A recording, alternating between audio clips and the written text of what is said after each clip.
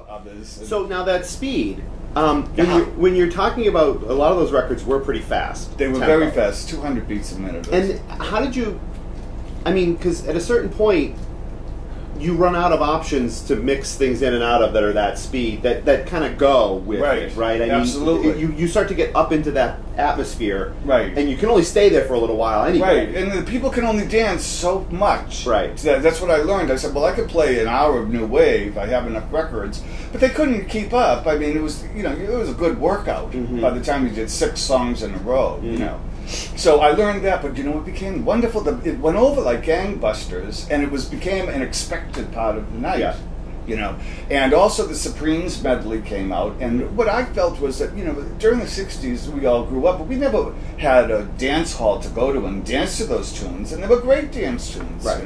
And I had another thing off Disconet called the Bitchin' 50s medley, and it had a whole bunch of 50s shit, and the Cameo Parkway medley with the Don't Hang Up by the Orlons, and things like that before our time, but they were fun to dance to, and So you didn't make any distinction between older records and cutting edge records then? Not really. I mean, you would play in any given set on any given night, you could hear music from the 50s and 60s via these medleys or whatever into things like the B-52s. And so there was no, you weren't very genre specific necessarily. No, but see, Dan and I worked in Chaps across the street, okay? And he was strict disco, strict Saint disco, and, I was more of the bust out, more open format. Yeah, I mean, whatever floated their boat. I mean, my idea as a DJ was we're going to have the best time. How many numbers here that I can possibly do for you and you can do for yourself. Some nights, they just suck,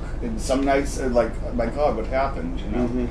So I just wanted to satisfy them. I've always felt as a mirror. When the floor cleared, I'll get right out of this shit, honey, and get right into what you got to do. Yeah, a cleared floor was like So you cleared the floor? Oh shit, yeah, everybody did. Even on a Saturday it would happen? Sure, not much. Yeah.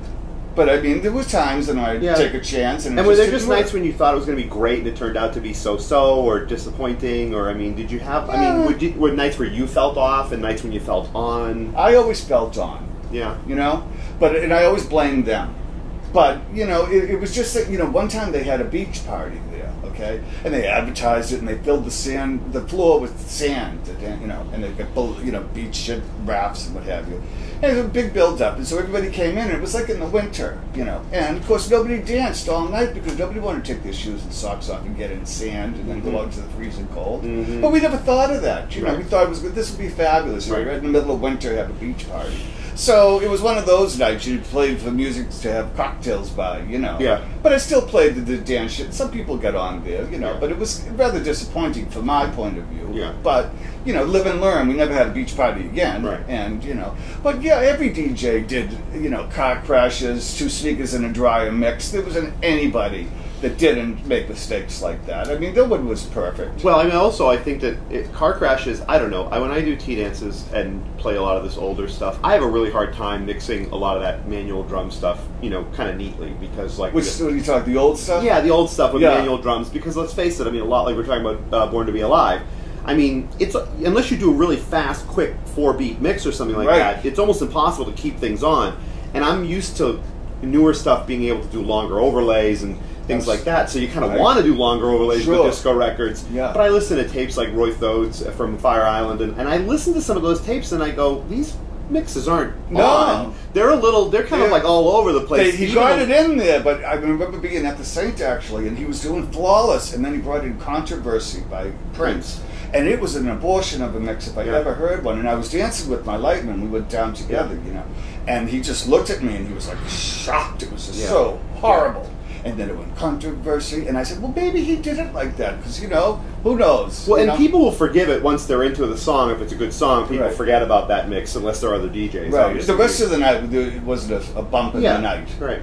But we romanticize that period as being flawless mixes all the time, I think, and all that kind of stuff. And it wasn't. I mean, we did the best we could with what we had to work with. Right. But, every night there was some mistake. It was in a night. I would say sometimes, boy, at Buddy's, I played really beautifully tonight. Or down the Haymarket. I did a really nice job. I mean, mean, everything kind of just went together and, you know, mixed, and I got it in however I could get it in without disturbing. Right. You know, but some nights, you know, just wasn't like that, you know? And people would ask for all kinds of things. They always told me what they wanted to hear, see, so I never really needed a lever. I could see when the floor cleared, but someone would always come over and say, "Could you play this record or something?" And I'd put it on, and, you know. So requests could really come in handy. Oh, sure. I was all for requests, always. And I could go from way down to 120 up to 130 within one record. Yeah. You know, I mean, I figured out how to do that so that it wouldn't sound like a train crash. Right. You know, and speed it up as I went along, and, you know, different tricks that you learn after years of doing this, you know what I mean? And, you know, trying to do that nice blended segue for them so that it doesn't, you know, they can get into a little. So you get known for, I guess, right? At Buddies is really where you become really well known, and also for playing more new wave records and less white girl disco or whatever, right? You know, whatever. But I still played, of course. Yeah. You know, but I took the chance and played other stuff, and people really loved it, and it became very, very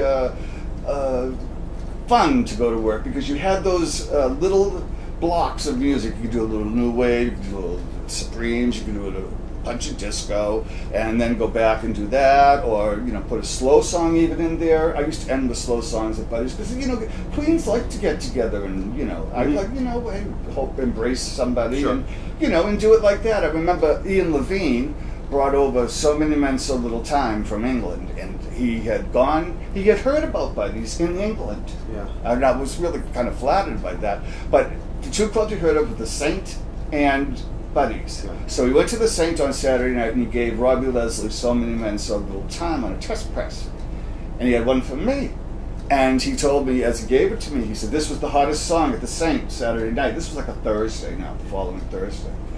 And I said, really? And I said, so I put it on. It was like, dun, dun, dun, the only, you know, easy intro drum. Yeah. Oh, come on. I said, So Many Men, So Little Time. I said, this is going to be like It's Raining Men, which came after. But, you know, I knew that was going to all gangbusters, all skate. You know, this is a good record. Thanks for paying my bills, you know? Yeah.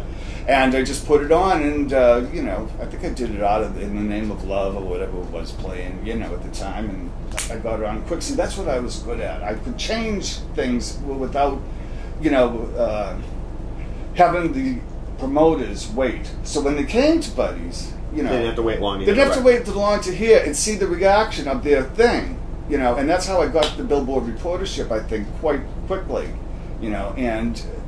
You know, and then of course, you know, those promoters, every piece of vinyl you get sent in the mail that's followed by a phone call. You know, how was it? Did you play it? On and on. Did you give these remix? Whatever we can do to make more money. You know, they didn't say that, of course, but you know, and so it was a little job, you know, that you had to do, sidetrack, you know, and do favors for other people. That's why I don't like the charts so much. Yeah. A lot of favor, you know, things are bought. Yeah. And paid for. Yeah, still, of course. All right, I want to just make sure we see how much time we have left.